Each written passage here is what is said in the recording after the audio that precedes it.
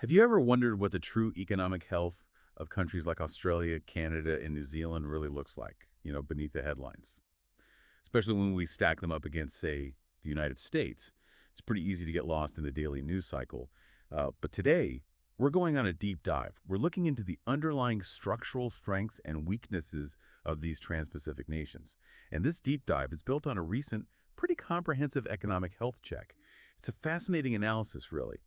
It compares Australia, Canada, New Zealand, and the USA across crucial metrics like housing, household debt, productivity, and even things like their reliance on immigration and specific export markets.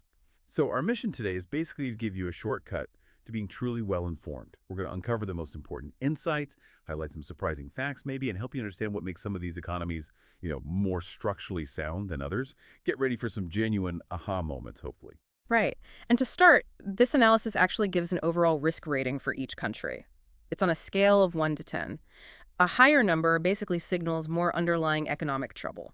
The United States, for instance, received a risk rating of 4.5 out of 10. Okay, 4.5. Yeah, which is deemed structurally resilient and diversified, Yeah. even with its own well-known domestic challenges. So if the U.S. is at 4.5, which sounds relatively stable in this context, where do the others land? Well, Canada sits at 7.5 out of 10. 7.5, okay. Described as similar to Australia, but with slightly better export diversity.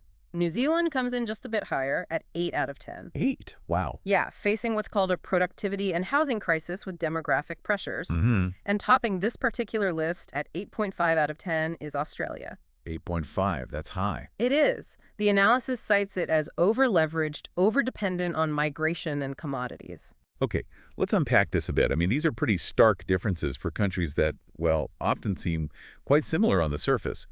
What exactly is driving these really distinct economic health profiles?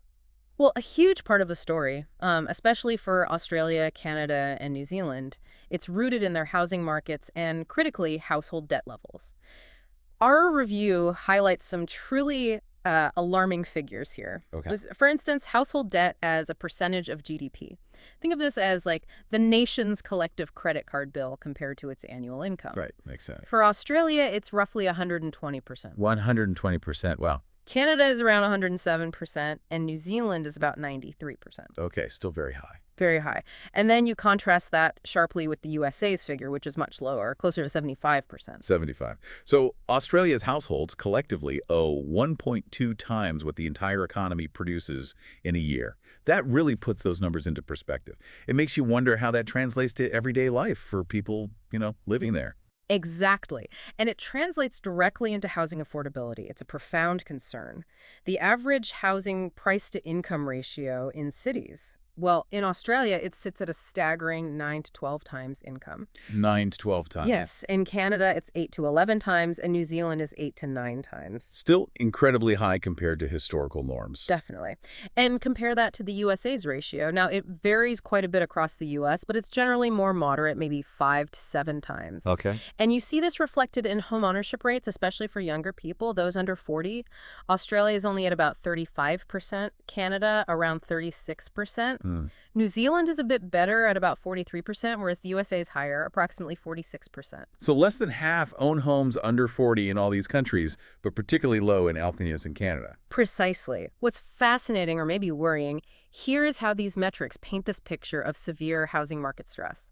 The analysis, it explicitly mentions Australia having a massive housing bubble and extreme household debt, and New Zealand facing extreme housing unaffordability. The real takeaway, I think, is the silent drain these debt levels exert. It's not just about whether you can buy a house. Yeah, what else? It's about a generation's lost economic agility. I mean, less capital for starting a business, maybe delaying starting a family, and a kind of golden handcuffs effect on labor mobility. If you're tied to a huge mortgage, you're less likely to move for a better job. Right, it locks people in. Exactly. And that stifles the dynamic engine of future growth. So it raises this really important question. What are the long-term implications of such high debt and inaccessible housing for overall economic stability? So what does this all mean for you, the listener, maybe trying to navigate these markets or just understand why housing seems so out of reach in some places? It's clearly not just a statistic. It's a very real pressure on people's lives, their ability to save, to invest. And it seems it's not just housing, is it? Another crucial piece of this puzzle is productivity and wage growth. Our analysis apparently reveals some challenging realities there, too. Absolutely. That's a key structural issue. When we look at real wage growth, so wages after inflation over the past decade, Australia, Canada, and New Zealand have all experienced either flat or, in some cases, even negative growth. Flat or negative. Ouch. Yeah. In stark contrast, the USA has actually seen slight growth over the same period. Okay, slight growth is better than none, I suppose. Right. And this ties directly into productivity growth, which, in simple terms, is how much more output a country can get from the same amount of work and resources. Australia and Canada are noted as having low productivity growth in the last 10 years, Low. while New Zealand's is described as very low. Very low. That sounds worrying. It is. The USA, meanwhile, registers moderate productivity growth. Better, but perhaps not stellar either. But if we connect this back to the bigger picture, the crucial insight here with low productivity isn't just about stagnant wages, though that's bad enough. What's the deeper issue? It's that these economies are essentially running on a treadmill. Without getting more output from the same inputs, they're sort of losing ground in global competitiveness. It makes long-term improvements in living standards incredibly difficult to achieve. Right. New Zealand, in particular, as you noted, faces a challenge with very low productivity. And the analysis flags risks like a potential shrinking workforce and brain drain. Brain drain. That's when talented people leave, right? Exactly. The country's most talented and educated people leaving for better opportunities elsewhere. And that, of course, further erodes its productive capacity. It's a vicious cycle, potentially. Okay, so we have housing stress, debt issues, and this productivity and wage stagnation problem. Now, let's explore how growth is actually, being fueled in these countries. Immigration comes up a lot. Immigration is often seen as a key economic engine.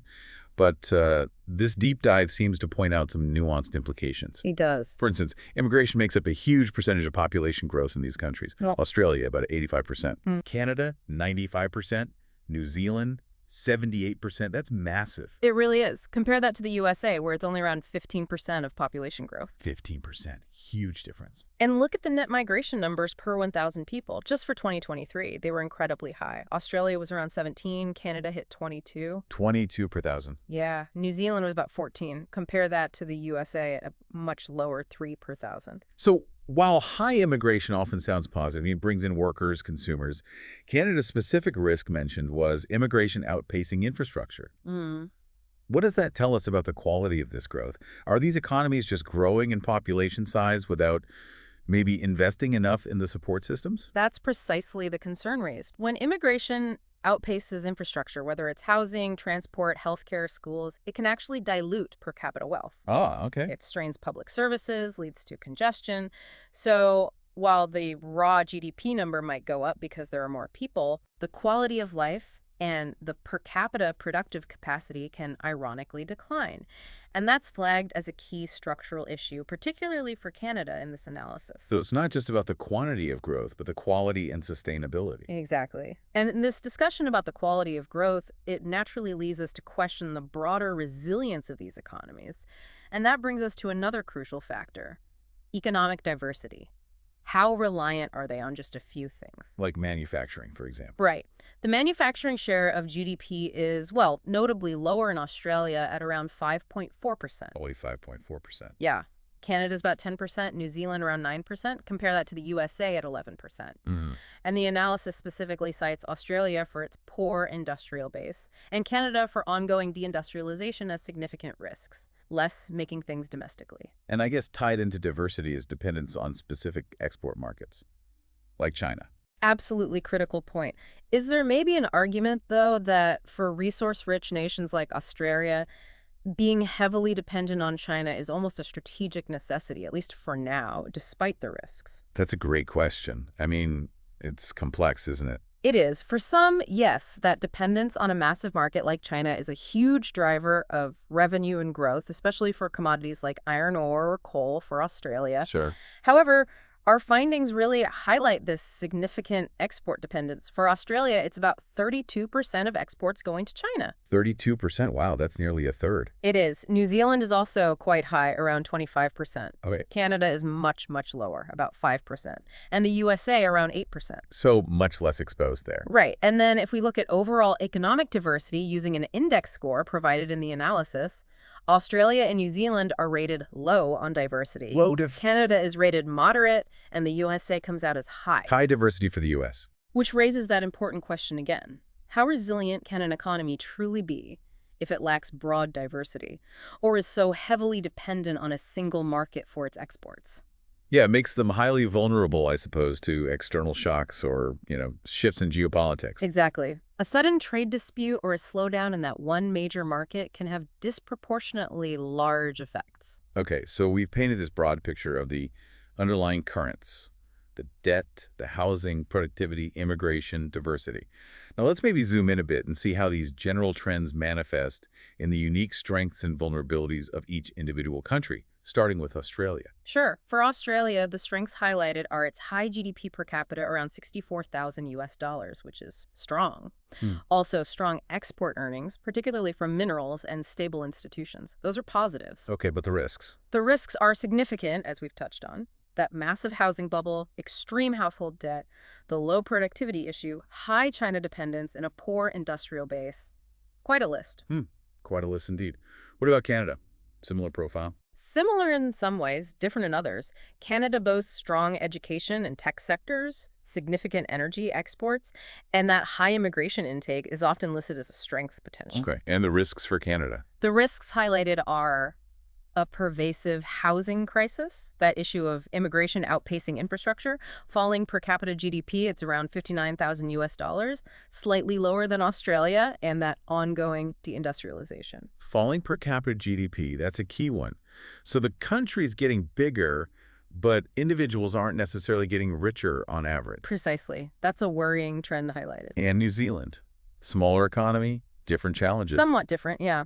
Strengths include leadership in renewable energy, strong agricultural exports, think dairy, meat, and low corruption, which is always a plus. Right, but the risks. Substantial risks. Very low productivity, which we discussed, extreme housing unaffordability, a potential shrinking workforce, and that risk of brain drain. Its GDP per capita is the lowest of this group, around 52,000 US dollars. Okay, so distinct challenges there, particularly around productivity and demographics.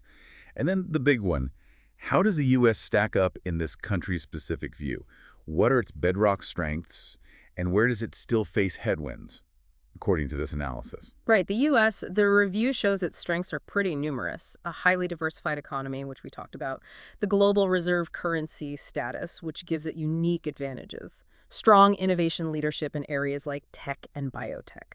And relatively moderate debt levels, at least household debt, compared to the others we've looked at. Plus a high GDP per capita, around 80,000 US dollars. 80,000, highest of the lot. Yes. Now, the analysis does note risks, of course. Things like inequality, significant political polarization, a rising fiscal deficit. Meaning the government spending more than it takes in. Exactly, often leading to increased national debt. But the crucial conclusion from the source material is that despite those issues, the U.S. is deemed structurally sound compared to others. Structurally sound compared to the others. That's a key finding. It seems to be the main takeaway regarding the U.S. in this comparison. Okay, so to try and recap this deep dive into these structural economic metrics. Yeah. What have we learned? We've uncovered some distinct and, frankly, quite pressing challenges for Australia, Canada, and New Zealand, particularly around housing, household debt, and productivity. That seems right. While the United States, despite its own well-known issues like inequality or political division, demonstrates significant structural resilience and diversification by comparison. Right, the comparison is key here. Absolutely. And understanding these underlying economic structures, it really provides a much deeper, a more well-informed perspective than just glancing at the daily headlines. Yeah. It helps you grasp the why behind some of the economic trends you might be seeing and appreciate the fundamental differences in economic health that are often missed in those surface-level reports. It really does make you wonder, doesn't it? Thinking longer term. Given these trends we've unpacked today, the over-leveraged populations in some places, the stagnant wages, the high dependence on single industries or export markets, What might be the future social and political implications for these countries? That feels like a big question. It's a huge question. How do societies cope with generational divides in housing wealth? What happens politically when wages don't keep up with living costs for years on end? Yeah, definitely something to ponder. Lots to think about there. Well, that seems like a good place to leave it for this deep dive. Some fascinating, if somewhat sobering, insights into the structural health of these key economies. Indeed, a lot beneath the surface. Thanks for joining us. We'll explore another topic next time on The Deep Dive.